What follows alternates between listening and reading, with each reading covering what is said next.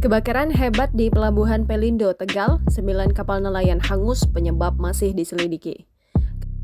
Kebakaran hebat menimpa kapal perikanan nelayan yang sedang bersandar di Pelabuhan Pelindo 3, Kota Tegal pada Sabtu 29 Januari 2022. Kejadian terjadi sekitar pukul 3.40 waktu Indonesia Barat, belum diketahui secara pasti penyebab terjadi kebakaran.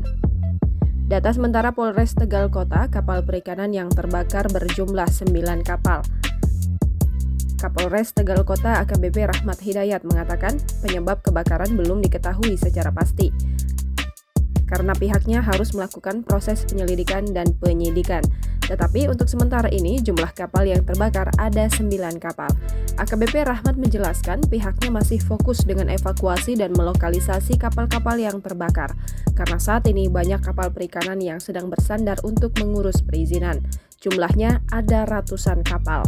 Jadi agar tidak semakin luas, sementara ini fokusnya masih pada evakuasi kapal.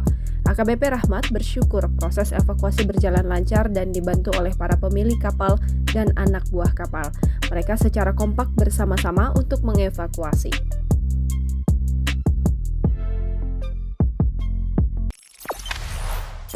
Jangan lupa subscribe, share, komen, dan like ya!